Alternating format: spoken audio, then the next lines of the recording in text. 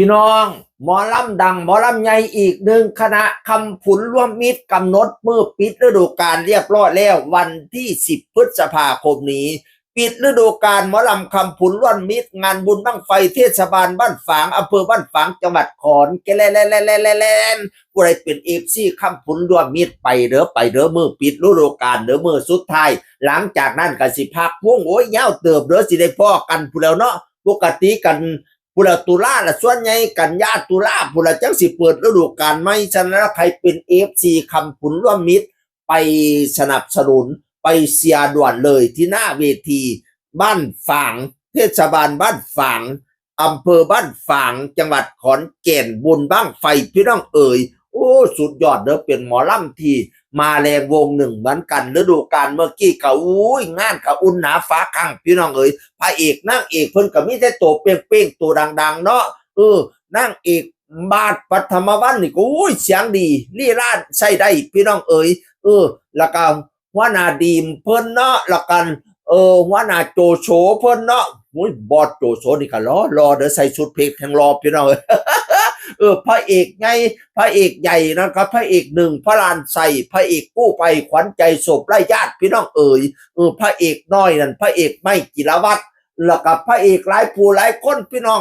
ติงหลอกติงลี่ก็อยู่นี่เบิ้ลละอุ้ยสุดยอดเด้อแล้วการแสดงเพิ่นโชว์ก็สุดยอดพร้อมเตยฟ้าขาดสายาเตยฟ้าขาดไปแสดงทั้งใดว่าสนวยสามารถสิได้ปูซาดเต้นจนว่าส่งขาดดากกระหม่องผู้เราเต้นจนว่าปวดแข้งปวดขามืออื่นเศร้าได้ไปหาหมูหมอกระดูกกระเดี่ยวผู้เราก็ยังมาค้ำผุนสายาเตยฟ้าขาดเนาะวันนี้สุดกัน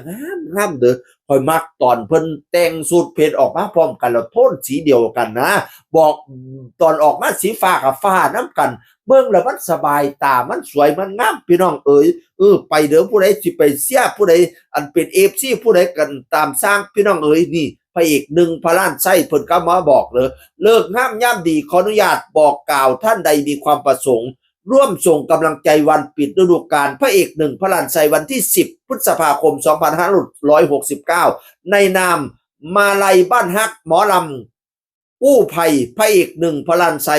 ร่วมส่งกำลังใจมาลัยบ้านฮักได้ทางหมายเลขบัญชีนี้จัดการเลยใครเป็น FC พระเอกหนึ่งพี่น้องเอ๋ยเงินได้มาส่วนหนึ่งแล้วก็แบ่งไปซื้อแนวปฐมพยาบาลพี่น้องเอ๋ย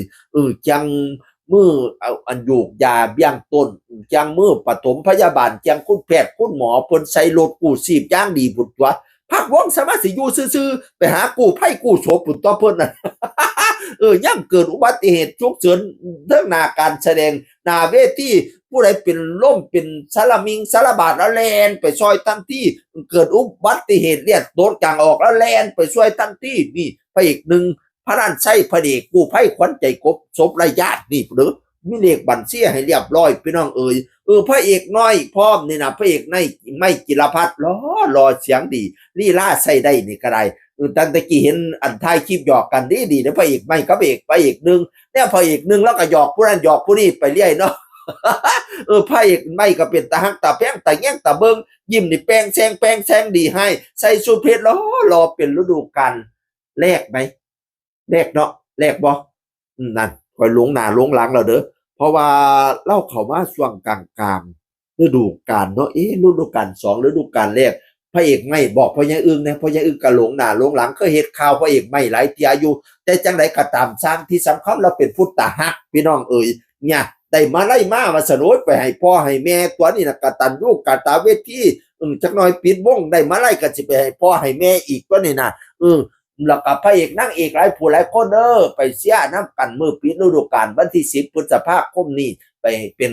กำลังใจให้ลูกให้หลานช่วยกันสืบห้อยตาว่าห้อยปูรักษาบุญมั่งมรดกหมอลำอีสานบ้านเฮาบ่ให้ทิ่มตายมาได้ศูนย์ฮีดบ่ให้มองคล้องบ่ให้เสาสิมมาบ่ให้เก่าฮีดแต่โกกคล้องแต่เข้าฮีดผู้เฒ่าเฮานั้นให้รักษาเรียนอีสานบ่ทันสิ้นเสียงแค้นเสียงพิ้นเสียงล่ำก็ต้องอยู่ตอนพูดตาบ่ทันมั่งเมืองอีสานบ่มีมือห่างว่ามาไล่ได้ยินเสียงแค้นเสียงพิ้นแล้วใจมันเห่าสาวบดก่อนจอนหมองมวนขอเชิญชวน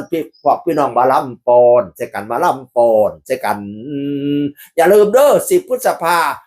ปิดวงคำผุนร่วงมิตรที่บ้านฝางพี่น้องเอ๋ยเส้นคนเก่าสู่ฟังสวัสดีครับสวัสดีครับ